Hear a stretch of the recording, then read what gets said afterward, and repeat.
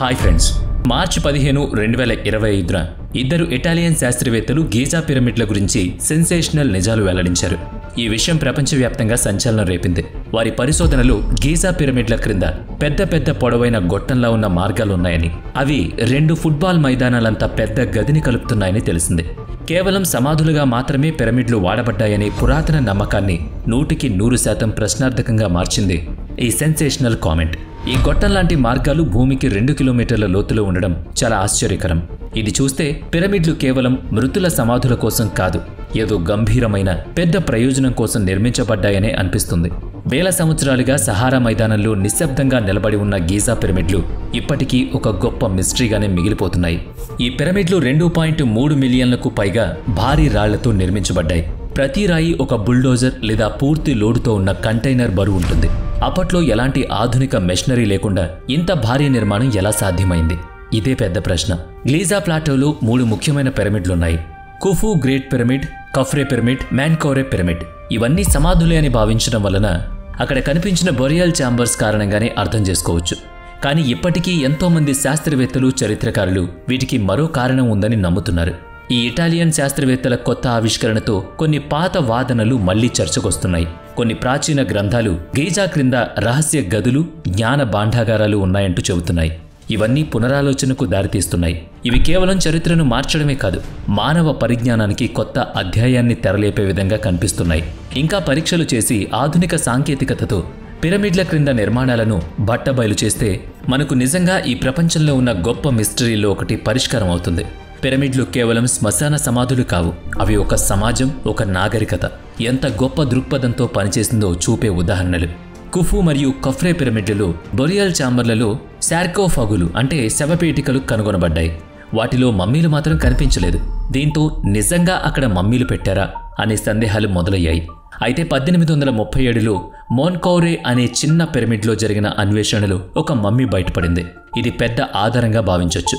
కానీ ఆ మమ్మీ ఉన్న సార్కోఫాగాన్ని బ్రిటన్కి రీసెర్చ్ కోసం తీసుకువెళ్లిన సమయంలో ఆ నౌక సముద్రంలో మునిగిపోయింది.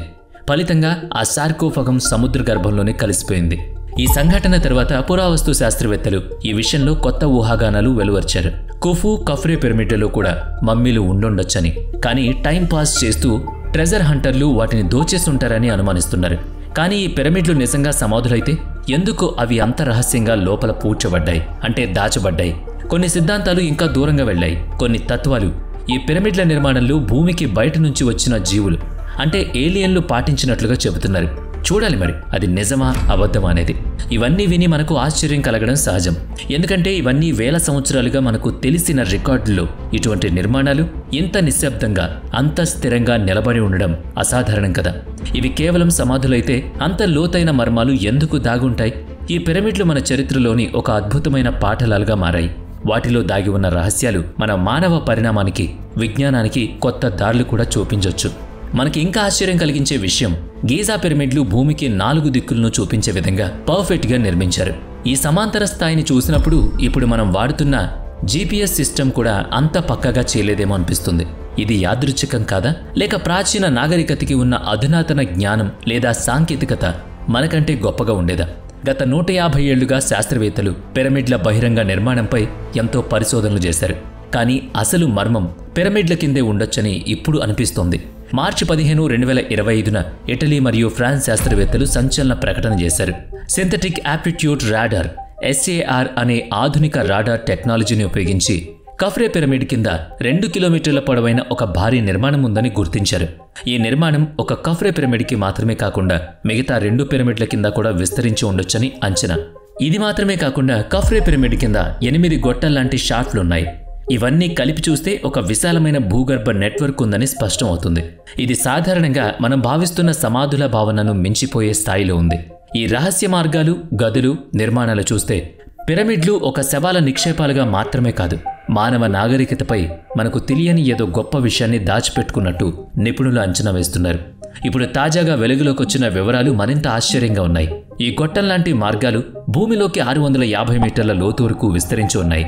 వీటి చుట్టూ వంపులు తిరిగే మెట్లు ఉన్నాయని శాస్త్రవేత్తలు గుర్తించారు. ఈ మెట్ల కింద 2 భారీ గదులున్నాయి. ఒక్కొక్కటి 2 ఫుట్బాల్ మైదానాలంతా పెద్దవి. ఇలాంటి శోధనలు, చరిత్రలు పురావస్తు శాస్త్రవేత్తల మధ్య పెద్ద చర్చకు దారితీస్తాయి. ఎందుకంటే ఇప్పటి వరకు మనం అనుకున్నట్టుగా పిరమిడ్లు కేవలం రాజుల సమాధుల కోసం మాత్రమే కట్టలేదన్న అనుమానాలు బయటపడుతున్నాయి.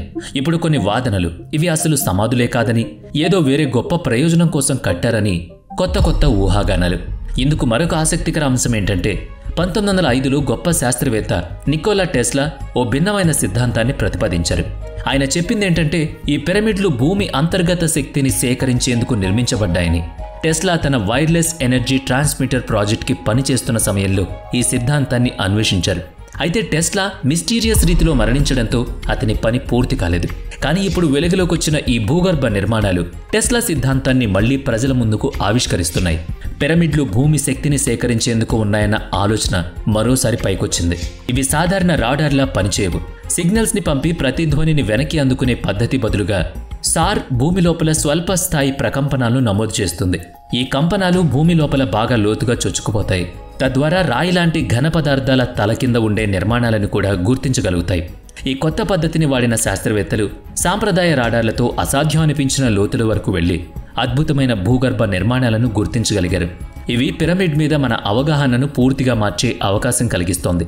ఈ పిరమిడ్ల కింద ఉన్న నిర్మాణాలను తెలుసుకోవడంలో ఒక కీలకమైన విషయం మైక్రో కంపనలు.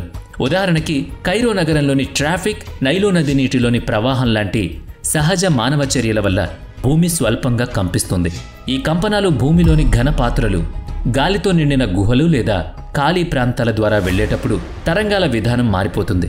ఇది ఖాళీ డబ్బాను తట్టినప్పుడు ఎలాంటి శబ్దం వస్తుందో దానికి భిన్నంగా ఉంటుంది.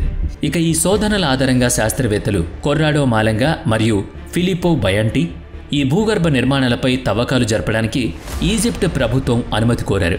అయితే ఈజిప్ట్ ప్రభుత్వం ఈ ఆలోచనను పూర్తిగా తిరస్కరించింది.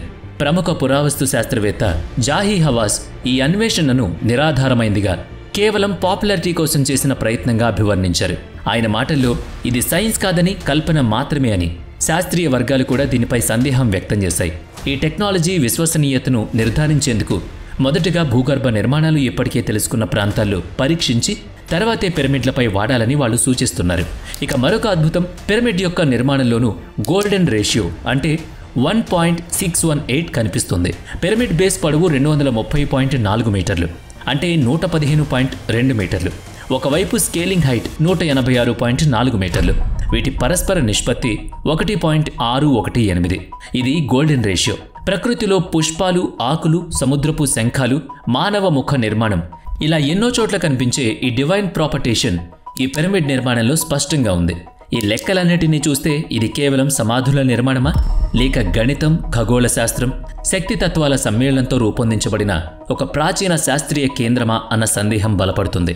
ఇటాలియన్ శాస్త్రవేత్తలు చెప్పిన ఈ భూగర్భ నిర్మాణాలు నిజమేనని భవిష్యత్తులో తేలితే ఇది పిరమిడ్ల గురించి మనం ఇప్పటి వరకు నమ్మిన దాన్ని పూర్తిగా మార్చే అవకాశం ఉంది. పైన ఉన్న అద్భుత నిర్మాణాల మాదిరిగానే లోపల ఉన్న గదులు, మార్గాలు అదే స్థాయిలో శాస్త్రీయంగా ఉండవచ్చన్న సంకేతం. ఇవన్నీ కలిపి చూస్తే గీజా పిరమిడ్లు కేవలం పురాతన సమాధులు కావు, మరింకేదో దాంట్లో దాగుంది. మరి దాన్ని వెలికి తీసేదెవరు, దాన్ని కనిపెట్టేదెవరు? వేచి చూడాల్సిందే. వీడియో నచ్చితే లైక్ చేయండి, షేర్ చేయండి. ఇప్పటి వరకు మన ఛానల్ని సబ్స్క్రైబ్ చేయనట్లయితే ఇప్పుడే సబ్స్క్రైబ్ చేసుకుని పక్కనే ఉన్న బెల్ ఐకాన్పై క్లిక్ చేయండి. నెక్స్ట్ వీడియోలో మళ్ళీ కలుద్దాం. Thanks for watching.